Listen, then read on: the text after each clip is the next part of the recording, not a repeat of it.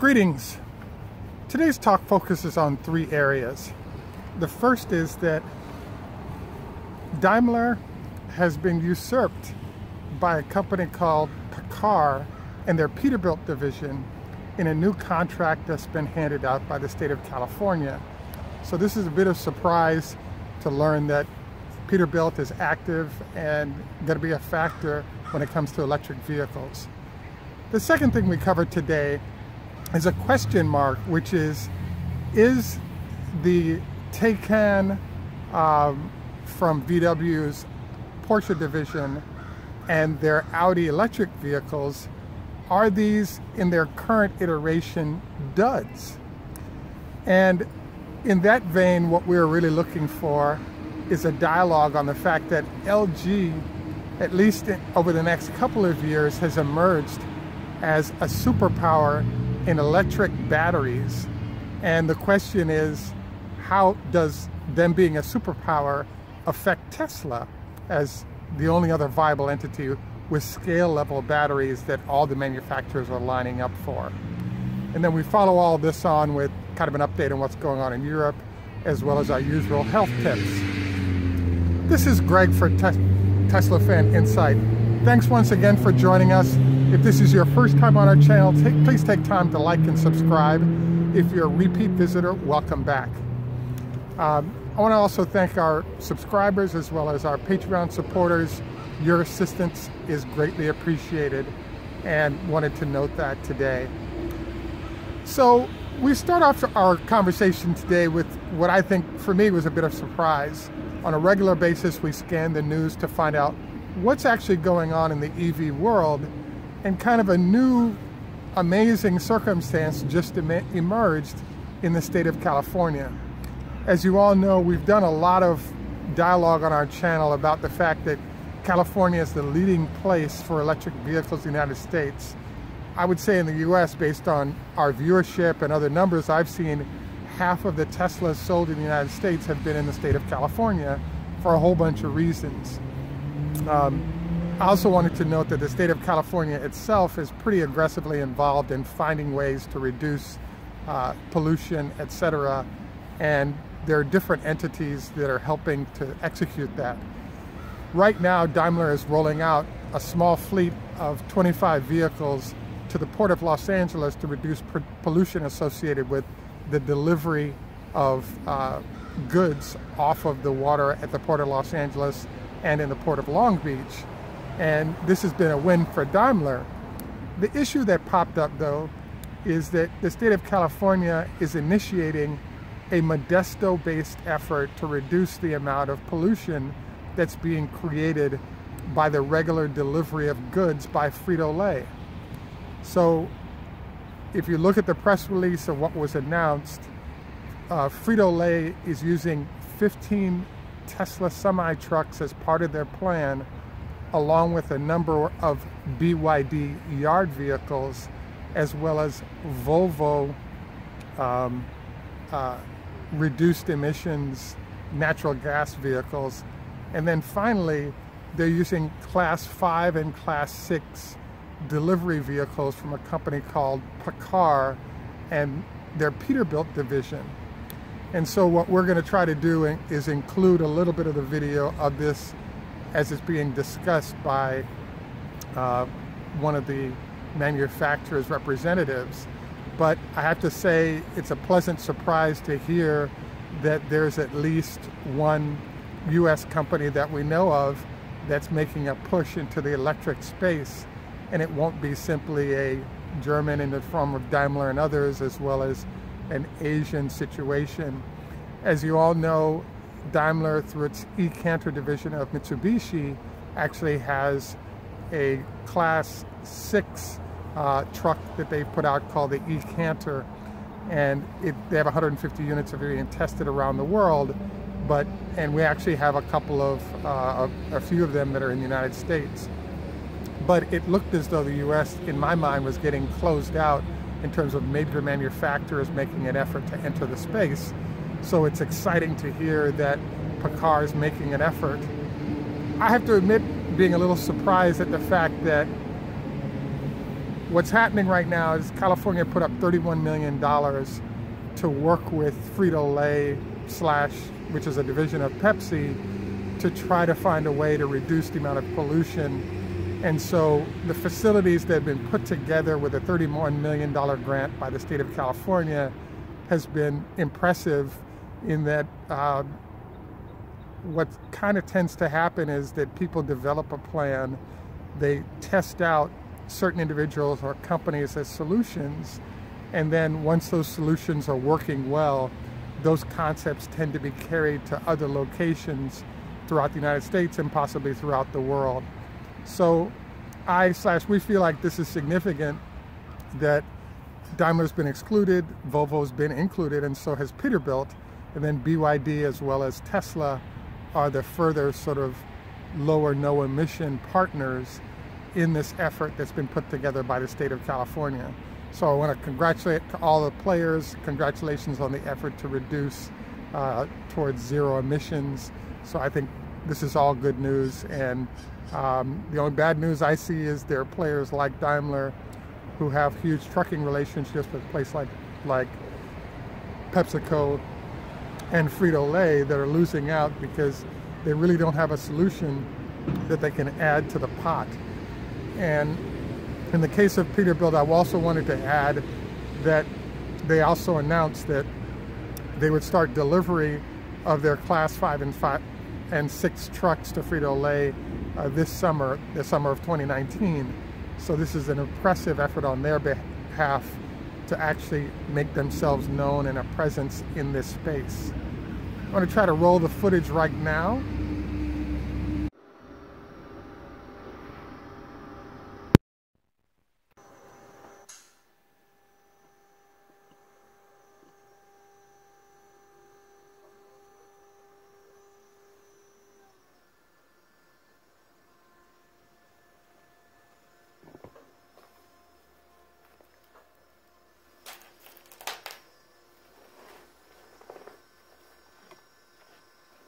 Where the diesel engine normally sits, we have a inverter that's going to control one of the motors. Okay. Two motors. That box right there is all of our controls inside here, making everything work together. Radiator, standard heater, that is the AC heater. That's for the driver. That little silver box in the back is a DC to DC, which acts like an alternator for a car. Okay. All the orange cables are high voltage. Currently right now this vehicle is running. The higher pitch sound you hear right there is actually the power steering pump. Okay. And also there's the other sound is power, if it goes into idle mode, the power steering pump is turned off, and all you hear is the water pump running. Okay. Well, it's good. I didn't even know if that was something that you guys put in or programmed just to make it more, you know, the sound when it's going down the road. Yeah, it's kind of funny too because actually there's talk about dampening that noise or putting some sound barrier on there. Oh yeah.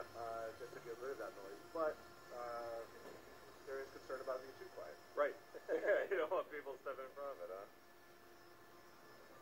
And all the battery packs are here, right? Yep, all 8 battery packs. You can remove any one of these, and the vehicle will still run.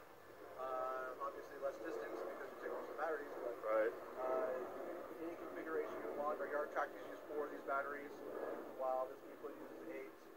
There's talks about going into a 10 pack. Just get that extra range. Right. What you can't see underneath this grate is a transmission and a motor. Not that we wouldn't want to show you, it's just that the grate's in the way. Right. 2 motors in front of a Eaton 10-speed transmission. All right. Very cool.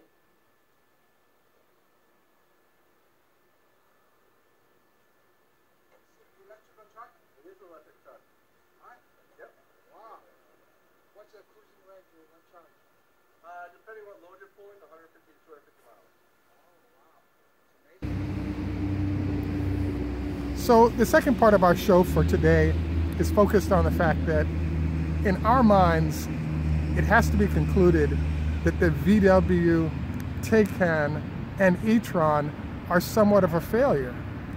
The reason one would have to say that is that Audi/VW has a number of excuses for why the e-tron has not arrived. It was announced that in September of last year, in 2018, it would be announced, the vehicle would be introduced formally. That formal introduction was eliminated because the CEO of Audi had been arrested as part of the Dieselgate scandal, and so all of a sudden there was a decision made to not do the introduction. We did some further reading on this to learn that the location of the introduction of the e-tron could have resulted in the CEO being incarcerated and therefore not being able to work at all, and not just the whole issue of whether the car would be introduced. So he actually chose to stay in Germany, and that intro was delayed. The second round of delay that was announced by Audi came up by the fact that there was suggested that there was a software issue that the vehicle was having, and so that was round 2 of delay. The third iteration of delay we're now hearing at the beginning of 2019 is that LG has announced a 10% price increase for the batteries for the vehicle, which is further slowing delivery because it's not clear what the cost of the vehicle is going to be, and therefore how exactly is Audi going to price it if they're unclear of what the battery prices are going to be for the vehicle. So the reason why we're suggesting that this vehicle might be these two vehicles might be a dud starts with the fact that there have been a number of announcements about amazing aspects of these vehicles. There have been a number of images of these vehicles on the test tracks of Germany, as well as sitting in auto shows in preparation for delivery, but there's been nothing delivered. The second sector that makes us believe that this vehicle is somewhat of a dud, hence why there's such a delay, is, as you'll notice, there was a Super Bowl ad featuring the Audi e-tron, and in that ad there was a vehicle, their image presented, and Audi announced that 2025 is when that vehicle would be delivered. So if you're showing a car and it's 4 years, 5 years away from showing up, it suggests that the current iteration is a dud or not viable. And so this is the second part of our argument. The third part of our argument has a focus on performance. As you all know, the Porsche Taycan is scheduled to arrive in the range of $90,000.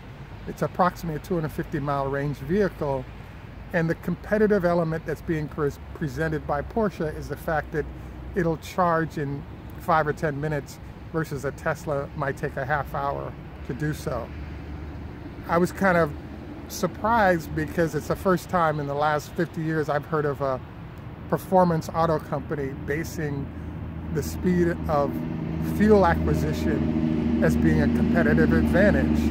But I guess surprises happen all the time. The reason why I believe the Taycan is on my dud list is that they're turning in a 3.5 second 0 to 60 time in that vehicle, and the performance version of the Model 3 is coming at a 3.3 seconds. So we'll see how this plays out, but it's hard to imagine sort of people who love cars and are enthusiasts wanting to get their doors blown off by cars that cost $10,000, $20,000, $30,000 less, as is the case with the Model 3. So I believe that, by extending the time, Audi and Porsche will have time to improve the quality of execution of that product, and therefore have a more credible product that can enter the marketplace and make some noise.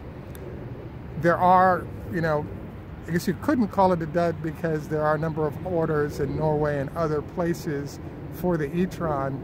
It's just that it has not arrived. The one last reason why I consider this vehicle somewhat of a dud is the fact that for great companies like VW and Mercedes and others, one of the challenges that pops up is that you typically do not want to introduce a vehicle and then have it in customer hands within a year or so of delivery. And the reason is that you actually need time to make sure that you do a good job of testing and run a lot of miles on that vehicle to make sure that you can anticipate customer issues that might occur. So our argument then is that on a temporary basis, perhaps for the next year or two, the Audis and VWs of the world are doing what they can to sort of introduce ideas that represent ways to be competitive. But the reality is that they just don't have a competitive product that they're confident in versus Tesla. Hence, they're being slowed down and have to rely on announcements of 5 years away and photos of the vehicle as a way to try to retain customer interest and customer loyalty in the short and long term. The final area that we wanted to cover today is, has LG emerged as a new superpower opposite Tesla when it comes to electric vehicles? As you all know, LG has signed up Mercedes, VW, Audi and their Porsche division, as well as the Jaguar. I mean, pretty much every major manufacturer, and because it's a Korean company, we would expect that Kia and Hyundai have also signed up there for their batteries. So if it's not a Chinese firm being riding on a Chinese battery, it seems that all the other companies have decided to use LG batteries. LG, as I've read, is building a plant in Poland to produce batteries and may have them in other locations around the world.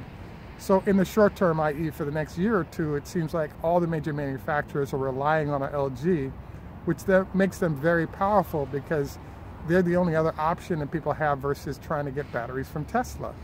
So when the announcement came from VW that a 10% increase in price by LG had slowed the delivery of the vehicle, I was fascinated by a business school analysis that said that if any customer is 50% of your business or greater, you are in too weak a position relative to that company. You're now a subsidiary of that company. What's interesting here is that the battery represents 50% of the cost of the vehicle. And in this case, LG basically has a monopoly, and the manufacturers have no choice but to do business with them because they really don't have any other options in the short term for those batteries. So the suggestion then is that LG is a powerful entity in this space, and if the batteries become a large enough percentage of their sales, it looks like it might be a great investment because they, in essence, are more powerful than the auto companies that they work for, going forward. So, So our suggestion then is that there's an interesting circumstance going on, which is there's a lot of folks who are victims of LG if they're not able to find another way to deliver. At any rate, wanted to thank you all for joining us. This is Greg for Teslafaninsight. Tschüss, macht's gut, au revoir, lehitraot, choda hafez. We look forward to sort of splicing in some other elements to the show, including our health tips. And thanks once again for joining us, and have a great day.